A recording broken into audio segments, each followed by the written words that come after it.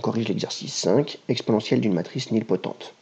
Ce qu'on appelle une matrice nilpotente, c'est une matrice carrée, telle qu'il existe un entier K, tel que pour tout n supérieur ou égal à K, eh bien on a A puissance n qui est égal à la matrice nulle.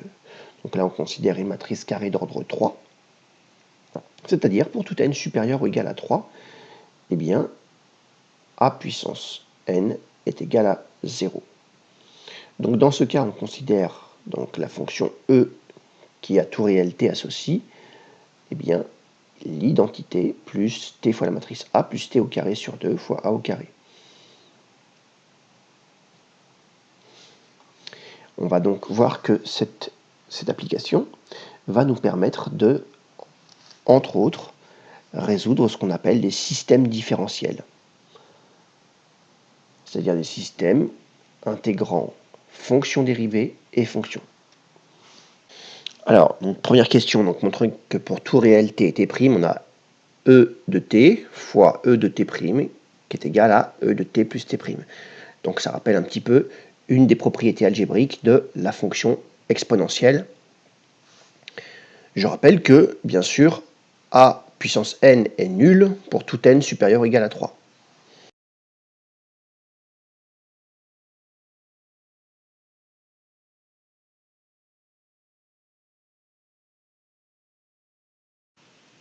Bien sûr, on va développer.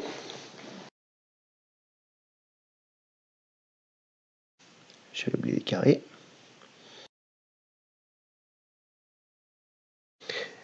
Et là, en fait, attention, je vais multiplier donc ta par t' au carré fois a au carré, donc sur 2. Et donc là, je vais me retrouver avec du a au cube, c'est-à-dire la matrice nulle. Là, c'est pareil, donc je vais multiplier t au carré sur 2 a au carré fois t' fois a, et donc je vais me retrouver encore avec du a au cube, c'est-à-dire matrice nulle. De la même manière, pour le dernier produit, t carré sur 2 a au carré par t' au carré sur 2 fois a au carré, bah, j'aurai du a puissance 4. Là, bien sûr, encore une fois, matrice nulle.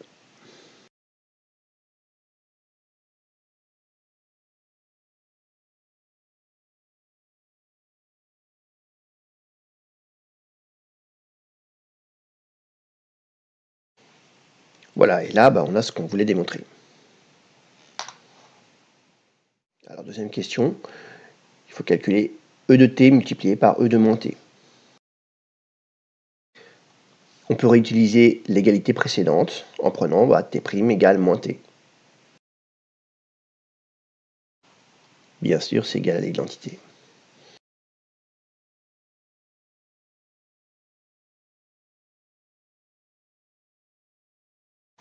Alors bien sûr, on a trouvé une matrice qui vérifie e de t fois cette matrice égale à l'identité.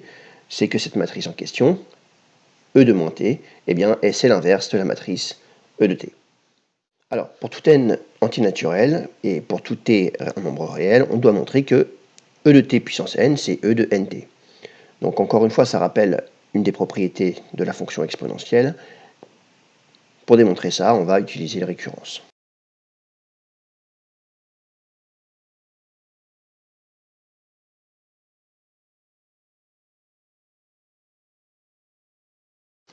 Bien sûr, la propriété P0 est vraie.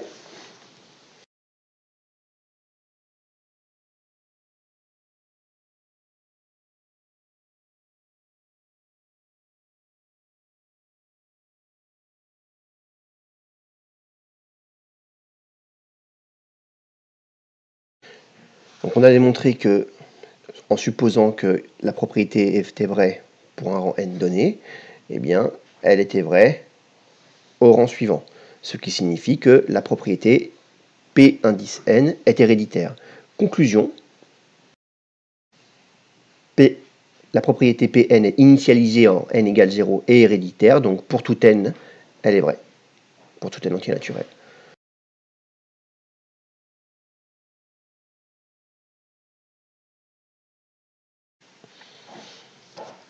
Alors, donc, deuxième question. Donc, A est un nombre réel. On s'intéresse aux fonctions dérivables U telles que U' est égal à A multiplié par U. Alors, la fonction f qui est à x associe exponentielle de ax est dérivable.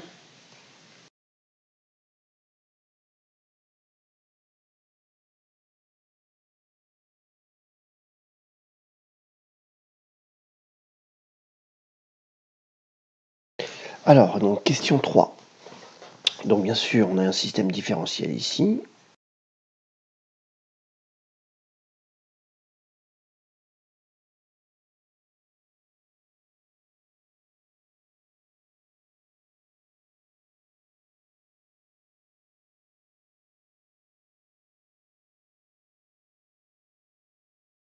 Alors bien sûr, le système différentiel qui est donné par l'exercice est équivalent à l'égalité matricielle suivante.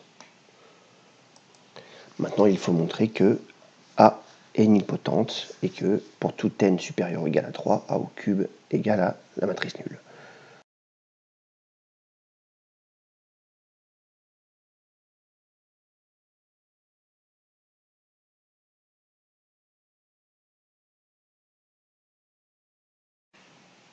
Maintenant A au cube.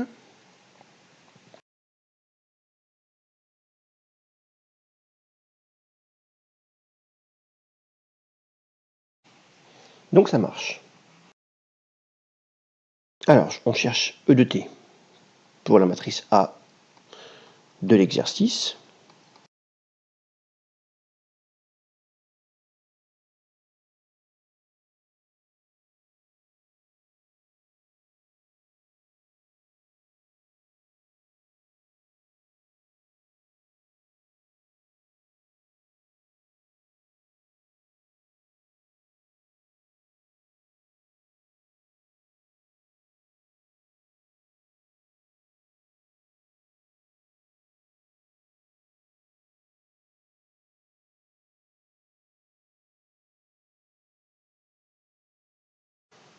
Voilà, donc on a trouvé bien les trois fonctions U, V et W.